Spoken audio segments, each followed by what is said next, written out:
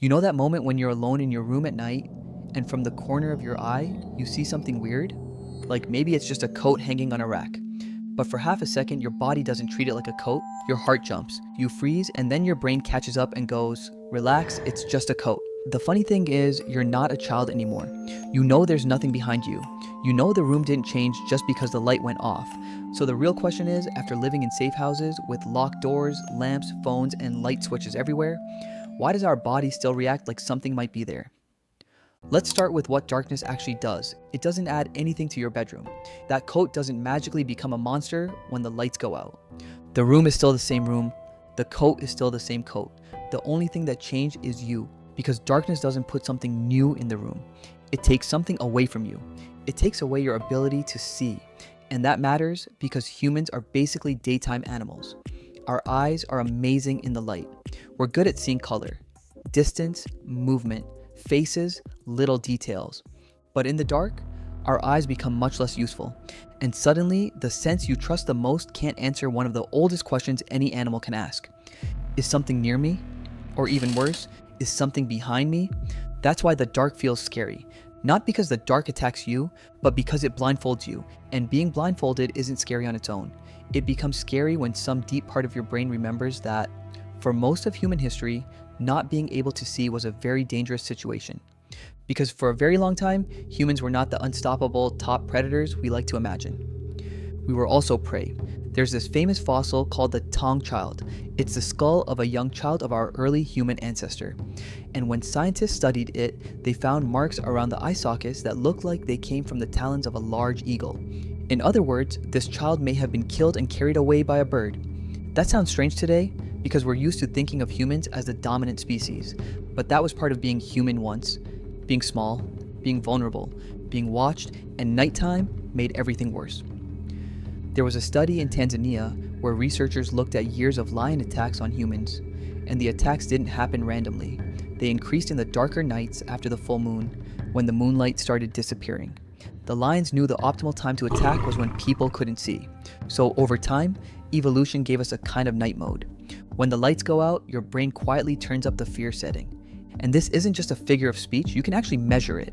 Researchers have done experiments where they put people in the dark and then surprise them with a sudden noise. People flinch harder in the dark than they do in the light. They call this dark enhanced startle. So yes, you really do jump more easily in the dark. And it gets even more interesting. If people are given anti-anxiety medication, that extra startle response goes down. If they feel like they can control the lights, it also goes down. So the darkness isn't just dim lighting. Your brain is treating it like a situation where you should be a little more anxious. Not because there is definitely something out there, but because for thousands and thousands of generations, nighttime was exactly when something could be out there. And here's the part that makes the fear make sense. Let's say you're one of our ancestors, lying awake in the dark, and you hear a rustle nearby. Most of the time, it's probably nothing. Maybe it's the wind, maybe it's leaves, maybe it's a small animal. But here's the problem. If you assume it's nothing and you're wrong, you might not get a second chance. But if you assume it's dangerous and you're wrong, what happens? Your heart beats fast for a minute. You lose a little sleep. You look around for no reason. That's annoying, but it's not deadly. This is what evolutionary physician Randolph Nesse called the smoke detector principle. A smoke detector that screams every time you burn toast is annoying, but you keep it on the ceiling because the one time it's right, it can save your life. Fear works the same way. A fear response that is wrong 99 times out of 100 can still be useful if the one time it's right, it keeps you alive. So when you freeze because a coat looked like a person in the dark, your body isn't being stupid, it's being overly careful. And weirdly, that over-careful system is probably one reason your ancestors survived long enough for you to exist. The fear being wrong most of the time is not a design flaw. That's the whole point. But now we have to be careful because there's a popular version of this story that's too simple. People often say humans are just hardwired to fear the dark. Like it's a fixed instinct we're born with and can never change, but that's not quite right. For a long time there was an idea called preparedness. The basic idea was that humans are born ready to fear certain ancient dangers like snakes, spiders, or darkness. And there is some truth in that, but when scientists tested these fears more carefully, the story became less simple. These fears can be learned, and they can also be unlearned.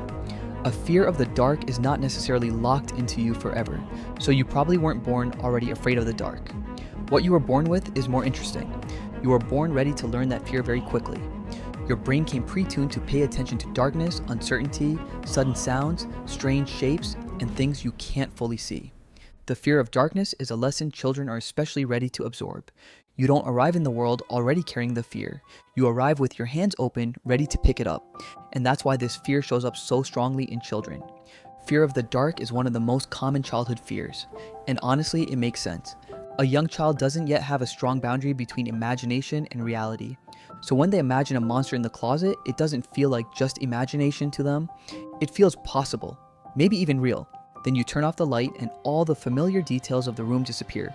The toys become shapes, the chair becomes a shadow, the closet becomes a question mark. Now you have a small human with an ancient survival system lying in a dark room trying to understand a world that their body does not yet know is safe. Most of us grow out of the worst part of it. Night after night, the world keeps proving that the room is safe, the coat is a coat, and morning still comes. So the fear gets quieter. For some people, it doesn't fully go away, and that can become a real phobia with a real name and real treatment. But for most people, a child being scared of the dark is not broken. They're just meeting one of the oldest parts of the human brain before they know how to explain it. And notice what actually calms the fear. It's usually not logic. You can tell a child there's nothing there 100 times. You can even tell yourself that. But it doesn't always work. What works? Turning on the light. The lamp clicks on and suddenly the monster becomes a coat again. The strange shape becomes a chair. The room returns. And that tells us something important. The fear doesn't disappear because you made a better argument. It disappears because you can see, which means the fear was never really about darkness. It was about not knowing, it was about not being able to check, and that might be why one of the first great human inventions was a way to push back the night. Fire. Think about that. A small circle of light in the darkness. A place where your eyes worked again. A place where the night had to stay a little farther away. In a way, humans are the animal that got tired of going blind for half of every day, so we learned to carry our own tiny sun.